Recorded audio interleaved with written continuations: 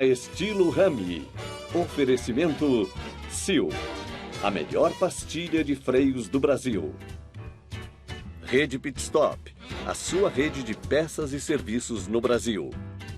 Life18vezes.com, a maneira mais fácil de armazenar seus exames sem custo.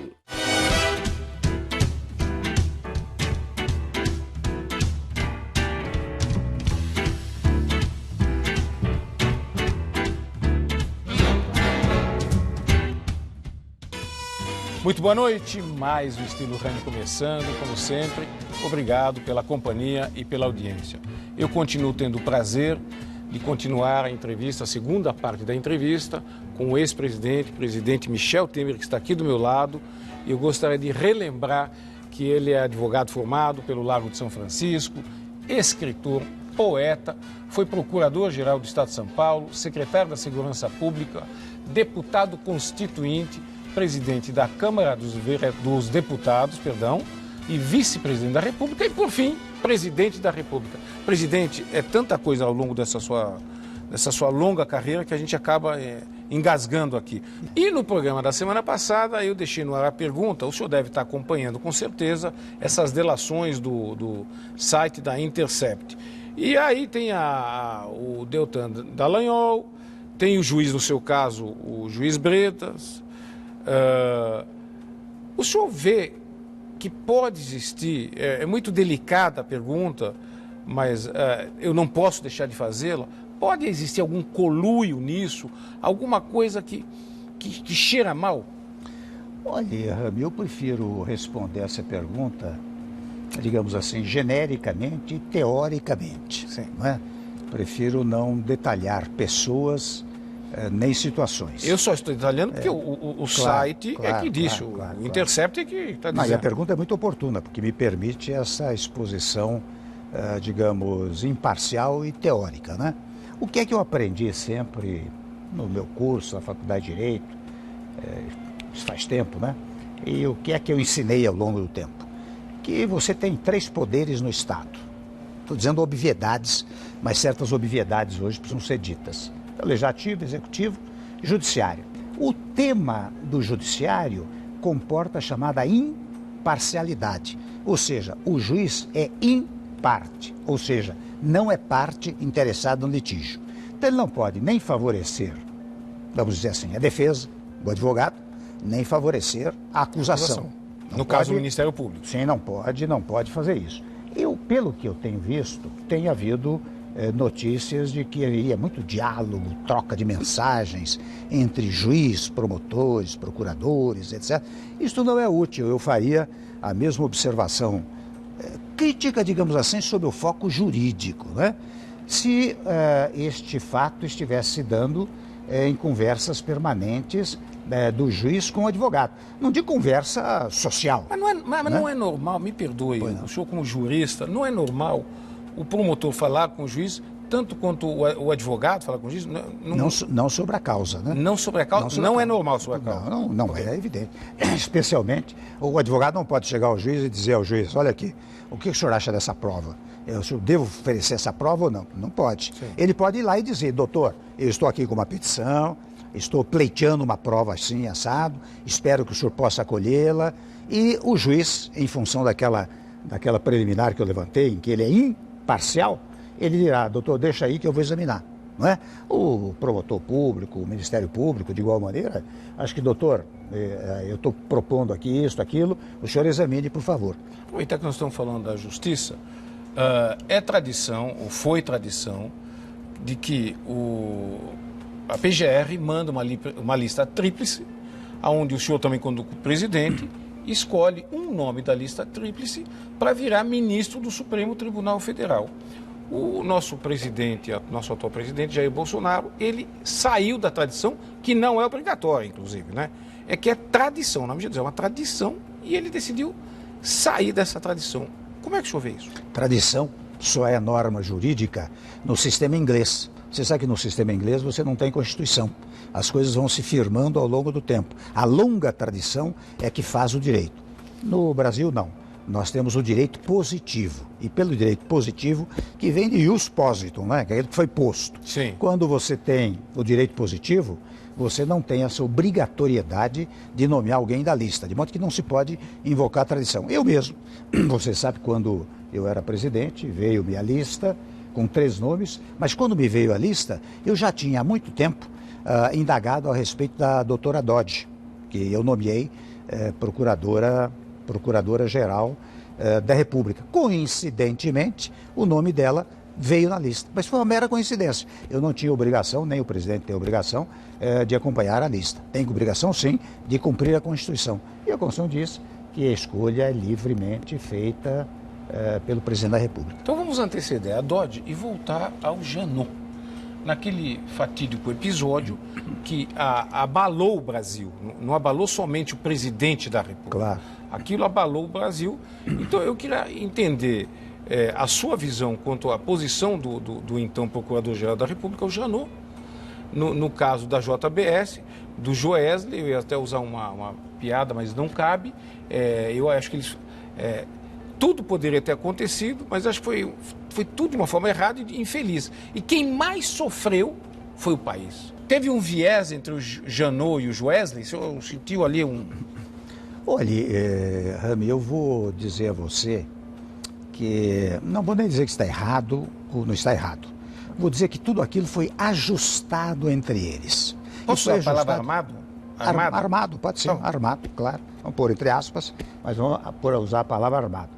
E de onde é que eu tiro isso? É interessante, há um livro recente lançado por uma jornalista que fez um histórico, a Raquel Landim, fez um histórico da família Batista, né? Desde o açougue até virar campeão nacional. E lá, interessante, há um trecho em que os advogados da empresa, da JBS, queriam fazer prevalecer a delação e um procurador, ou promotor, que auxiliava os procuradores, disse: olha aqui, o que vocês trouxeram até agora não dá. Se vocês trouxerem o presidente da República, muda o assunto. Está espiado o Rami. Depois, eles botaram um sujeito, um procurador, chamado Miller, para orientar, e está nesse livro. E está até... Sim, ele se licenciou, não? Ele começou a trabalhar para a JBS quando ainda era procurador. E hoje ainda tem notas na Folha de São Paulo dizendo precisamente isso, que ele começou a operar antes de deixar, já em janeiro, fevereiro, quando deixou a Procuradoria no mês de abril, orientar, e esta orientação, certamente, eu percebo... Com informações privilegiadas. Sim, com informações privilegiadas, e acho que orientaram, ele vai gravar o presidente. E o rapaz foi me gravar, primeiro num gesto ilegal, paciência, entrou na residência do presidente da República e gravou e, primeiro, criaram uma frase falsa, uma frase que não existe. A frase que não existe era uma frase que dizia assim, que ele teria dito: estou dando dinheiro para o deputado fulano para manter o silêncio dele. E que eu teria dito: mantenha isso, viu? A frase não existe, Rami. A frase anterior é a seguinte: olha, estou de bem com o deputado fulano, estou de bem com ele. Eu digo: mantenha isso. Não vou dizer para ele brigar com ele. Sim, com ninguém, né? Mas isso pegou, foi uma coisa... E como é que ele foi? Interessante, quando levaram a gravação para os procuradores, 3 ou 4 procuradores, eles acharam inconclusivo. Eles disseram: olha, isso aqui não dá para aceitar a sua delação. Mas quando levaram para o Janot, diz o livro, o Janot viu, eu lamento dizer o nome dele, preferia não dizer o nome, viu? Mas sou obrigado a fazê-lo, né? Ele percebeu a dimensão política do fato. E a partir daí ele disse: vamos tocar isso para frente. Você quer saber de uma coisa? Ele fez a denúncia em relação a esse assunto sem a perícia da Polícia Federal em relação ao áudio. Você veja como as coisas foram montadas, não é? E hoje, mais do que nunca, verifica-se que havia um ajustamento para isso. Vou dar mais um exemplo para você. Houve um procurador chamado Goulart Vilela, que ficou preso 70 dias e nunca foi ouvido. Sabe por que não foi ouvido? Porque quando ele deixou a prisão, ele deu uma entrevista dizendo: olha aqui, o fulano, o Procurador-Geral da República, queria derrubar o presidente da República, para 2 efeitos. Primeiro, para que ele não pudesse nomear o sucessor. Segundo, para que ele pudesse indicar o candidato a presidente da República. Semana passada o senhor esteve no programa Roda Viva. Ali meus colegas são muito bons, mas ali eles são muito nervosos. E às vezes eles fazem um pelotão ali de perguntas e ficam... O senhor saiu até que bastante bem. uma coisa que o presidente, como qualquer pessoa, recebe qualquer visita a qualquer horário, Claro, né? claro. Eu posso receber às 2 da tarde, ou às 2 da manhã, ou às 3 da manhã. Eu recebo a hora que eu quiser. Às vezes eu não durmo. Tem gente que dorme 2, 3 horas. Mas esse fato que parece perfumaria foi levado muito em conta. Ah, não, que ele recebeu na calada da noite. É isso. Como recebi, viu, Rami? Não vou exagerar se eu disser que eu recebi mais 50, 80 pessoas, empresários, banqueiros, sindicalistas, às 10h30 da noite, 11 horas da noite, porque as pessoas têm a ilusão de que o presidente trabalha das 8 da manhã às 6 da tarde. Não é assim, não. O presidente trabalha 24 horas por dia. Você sabe que ao longo do tempo, dos 2 anos e 8 meses, eu não tive um fim de semana em que eu não trabalhasse. Essa pergunta que eu estou lhe fazendo não é capciosa, é para o senhor poder responder isso mesmo. Eu trabalho a todo momento. E eu recebi gente de comunicação, dos setores de comunicação, quantos iam jantar comigo às 10h30 da noite, ou para me entrevistar, ou para conversarmos sobre o país. Isto ia até meia-noite. Na verdade, o trabalho lá, eu vou dizer a você, era das 8 da manhã à meia-noite, quase que diariamente. Não é? Quando não era acordar de madrugada com algum problema, um telefonema. Não é? Então, isto não tem nenhum significado, zero de significado. Gostaria de dizer que sou fã do Roda Viva e fã da TV Cultura. Mando um abraço ao José Roberto Maluf e vou aproveitar para chamar os comerciais. Não saia daí, não mude de canal, porque nós voltamos rapidinho. Se você precisa de peças e serviços automotivos para veículos leves e pesados, vá a uma das lojas Pit Stop. São mais de 1.000 pontos de venda, presente em 21 estados brasileiros. Encontre um ponto de venda mais próximo de você ou acesse www.pitstop.com.br ou baixe o aplicativo no seu celular e tenha facilmente o acesso a Pit Stop. Oi, Rami, prazer estar aqui com você. Oi, Rami, grande abraço pra você. Oi, Gabi, tudo bem? Oi, Rami, tudo bom? Oi, Rami. Oi, Rami, mais uma vez aqui. A Sil, além de ser a maior fabricante de pastilhas de freio do Brasil, tem uma linha completa para qualquer marca de veículo. Sil, a melhor pastilha de freio do Brasil. Fala aí, Rami. Quanto tempo, hein? Oi, Rami, tudo bem? Oi, Rami. Boa noite, Rami. Rami, tudo bem? Eu acho que você já sabe que é dispensável falar o quanto é importante a prevenção da saúde.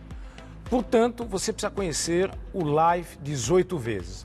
Lá você vai armazenar todos os seus exames de imagens, eu vou dar um exemplo, cateterismo, ressonâncias magnéticas, ultrassom, os seus check-ups, né, que você faz periodicamente. Lá você vai ter a sua carteira de vacinação digitalizada. Enfim, tudo que você puder ter da sua saúde, todos os remédios que você já tomou, num único lugar. A forma mais fácil de prevenir a sua saúde. life18vezes.com, com acesso fácil, remotamente, no seu smartphone, no seu computador, por onde você quiser. Não deixe de acessar o life18vezes.com. Nós já temos 18 milhões de cadastrados. Caso você já tenha, você entra lá, põe teu CPF, de repente você não precisa nem se cadastrar. Basta pôr teu CPF, teu nome aparece, você cria a sua senha e daí para frente você começa a navegar. Ou tem mais uma vantagem, você também pode entrar pelo Facebook. Estou tentando aqui, olha aqui, ó, veja aqui, ó. Tá aqui, life18vezes.com, a forma mais fácil de você cuidar da sua saúde sem custo nenhum. life18vezes.com.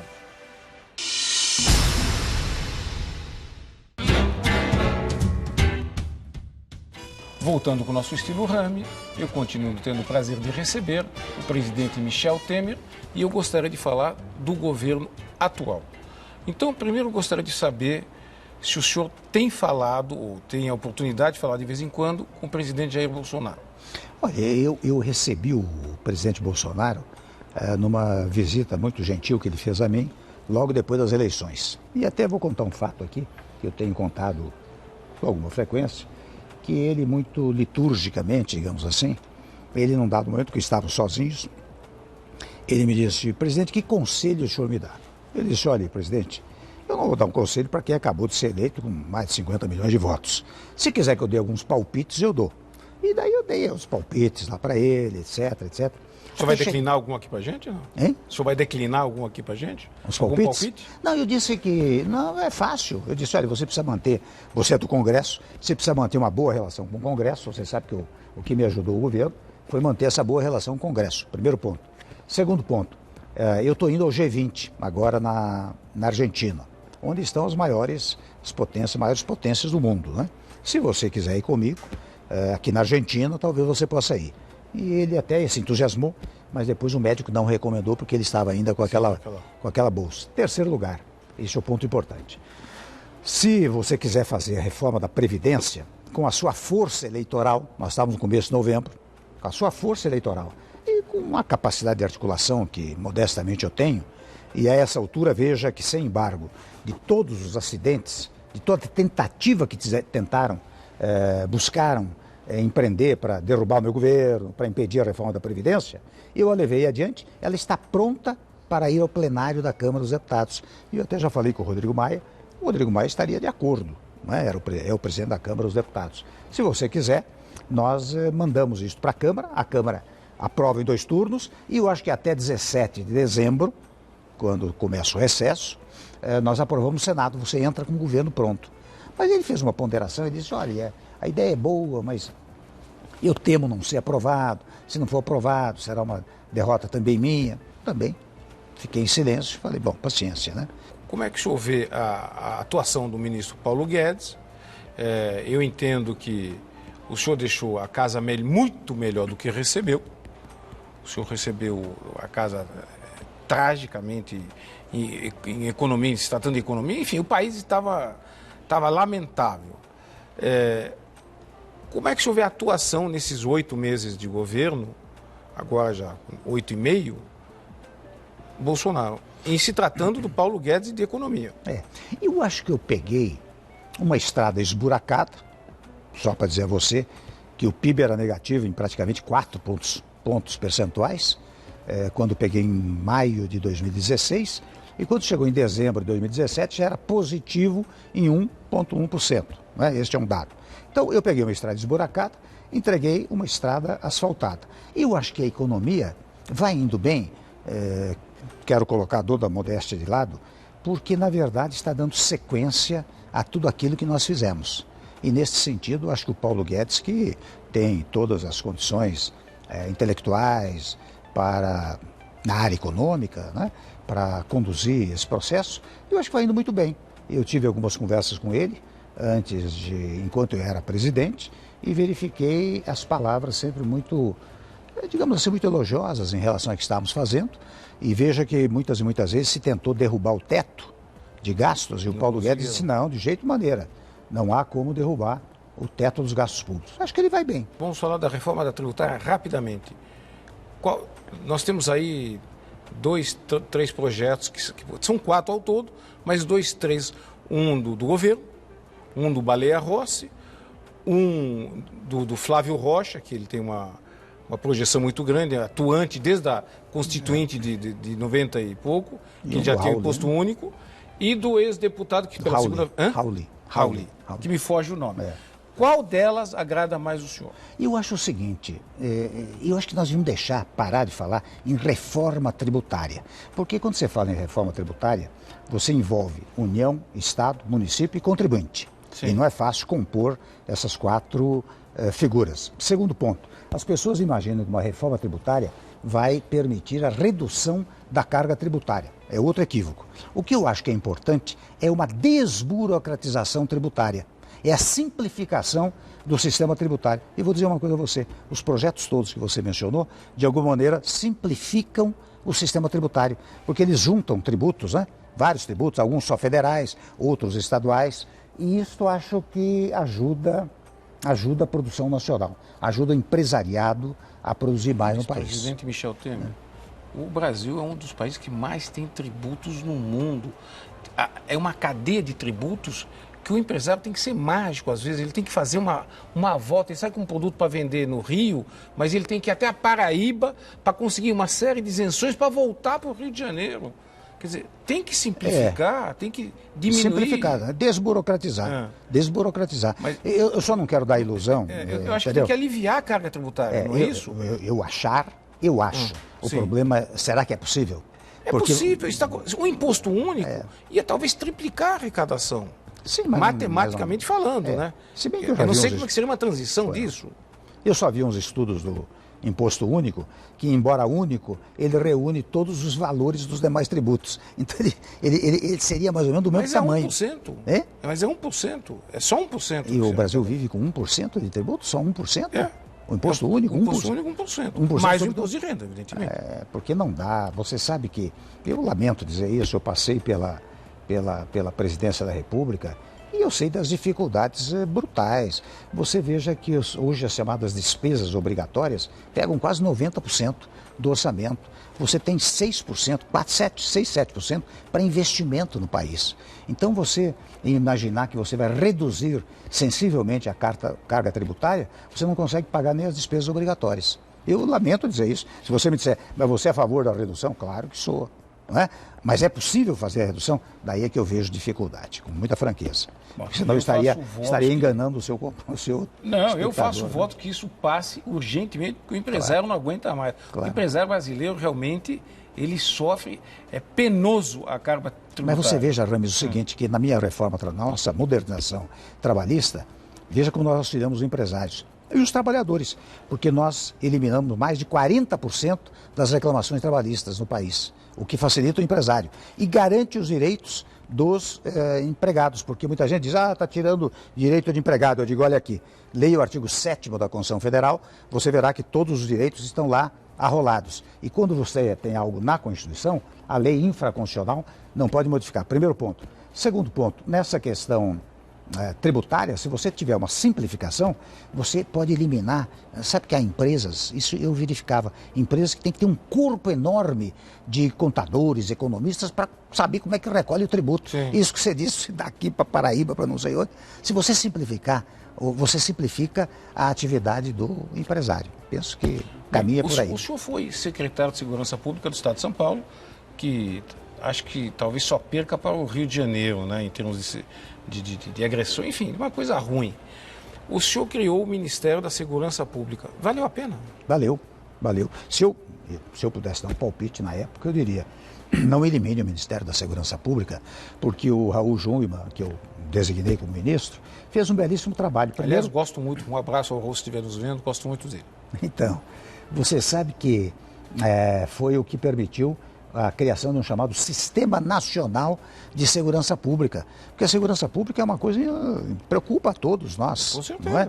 E olha, eu fiz a intervenção federal na segurança pública do Rio de Janeiro, deu resultado, pode pegar os índices, deu resultado, não só os índices do ano passado, como os índices desse primeiro trimestre deste ano, que é fruto daquilo que se fez do passado. Eu manteria o Ministério da Segurança Pública. Aqui eu fui 2 vezes secretário da Segurança Pública, graças a Deus, com bons resultados.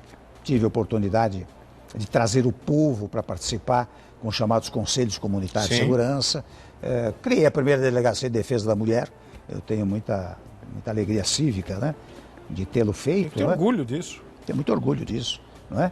E acho que a segurança pública, é interessante, você junta a justiça com segurança pública, mas a segurança pública sobreleva em relação à justiça, não é? Então eu optaria pela tese de continuidade do Ministério da Segurança Pública. Né? Eu já lhe fiz a pergunta no camarim, mas vou refazê-la no ar, porque eu acho que uma vez que essa sua história for aclarada, que a população puder saber a verdade, sempre dizem que há 3 verdades, principalmente em casamentos, quando se separa, né? A minha, a sua é a verdadeira. Não é o caso aqui, mas quando a população... O tempo é o melhor amigo que todos temos, né? O senhor disse, olha, eu já fui deputado, eu já fui secretário, já fui procurador, realmente. O senhor já fez tudo o que pudesse fazer até a presidência da República. Por que não voltar à política? Eu acho que eu já dei É aquela velha história, parece um refrão, né? Sim. Já dei a minha colaboração, mas não é isso. Já fui tudo que você acabou de dizer, né? Realmente, a essa altura, é preciso dar oportunidade para os mais jovens, não é? O que eu posso fazer é essa oportunidade que você está me dando aqui. Fazer pregações. Para encerrar, eu gostaria de saber, o Brasil, nós já citamos no programa, está muito polarizado. Podíamos criar um conceito de centrão, talvez no Congresso? Existe a mínima possibilidade de poder fazer uma gestão com um pouco de unir, fazer um centro? Olha, a última entrevista que eu dei para uma revista, o título foi Temer propõe acabar com nós contra eles. Por quê? Porque eu acho que o Brasil precisa de um pacto político. Eu até propus, eu relembrei o Pacto de Moncloa, que é uma coisa lá da Espanha, né, quando eles refizeram uma porção de conceitos e reuniram oposição, empresários, sindicalistas. Eu digo aqui precisa um pacto do Alvorada. Sim. O presidente tem condições de fazer isso. Chamar a oposição, chamar governadores, chamar o presidente da Câmara, presidente do Senado, presidente do Supremo, sindicalistas, e dizer, minha gente, nós vamos trabalhar todos juntos. Isso significa que nós vamos ter as mesmas ideias? Que não vai ter oposição? Não. As ideias serão divergentes. A oposição continuará a existir. Mas em prol do desenvolvimento do país, nós temos que tomar algumas medidas que pacifiquem a sociedade brasileira. O senhor que conhece a casa, o senhor acha que isso é viável? O senhor acha que parte do Congresso aceitaria isso? Eu acho que sim. Eu acho que sim. A proposta de pacificação hoje, mais do que nunca, sobre ser importante, ela é admitida, Rami.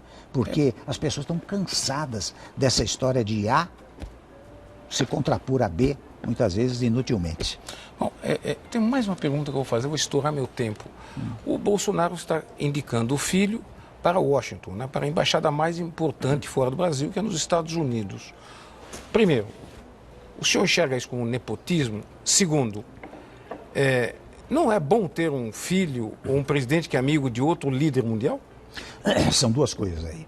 Há um aspecto jurídico e um aspecto político. Sim. O aspecto jurídico é a primeira pergunta sua. Sim. Se há ou não nepotismo. Tecnicamente, eu digo, não há.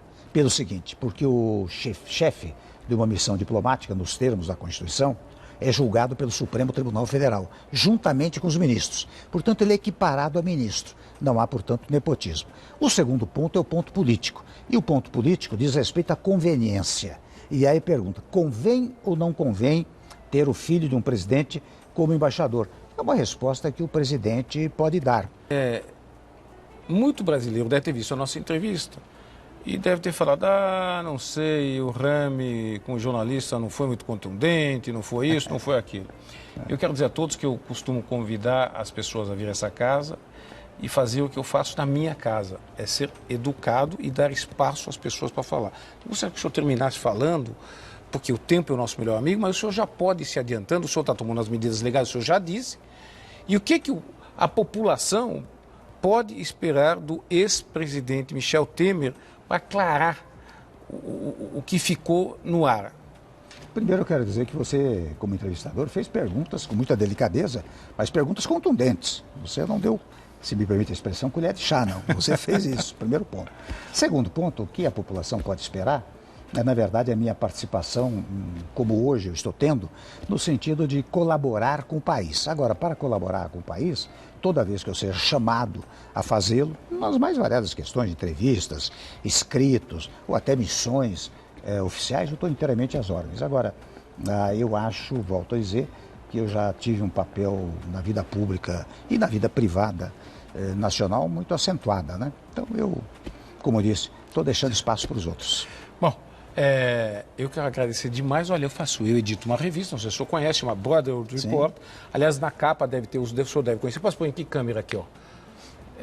Na capa eu tenho o Claudio Lottenberg, que foi presidente do Hospital Albert Einstein, e hoje é presidente da AMIL, da United Health, e o Alfredo Kutaiti Neto, que é o presidente da Associação Comercial de São Paulo e da Federação das Associações Comerciais do Estado de São Paulo. Vai às suas mãos, espero que o senhor aprecie, tenha uma boa leitura, tem inclusive um jurista aí, meu querido amigo Ives Ganda Martins, que escreve na revista.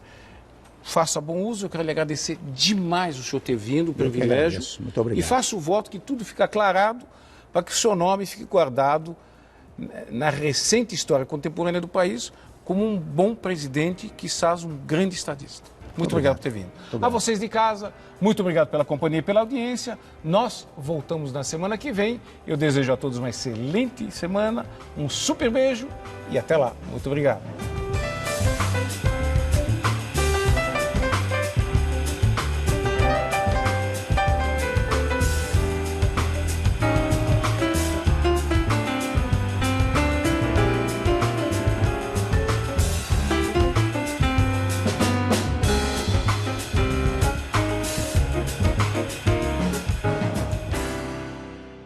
Estilo Rami. Oferecimento Sil, a melhor pastilha de freios do Brasil. Rede Pit Stop, a sua rede de peças e serviços no Brasil. Life18vezes.com, a maneira mais fácil de armazenar seus exames sem custo.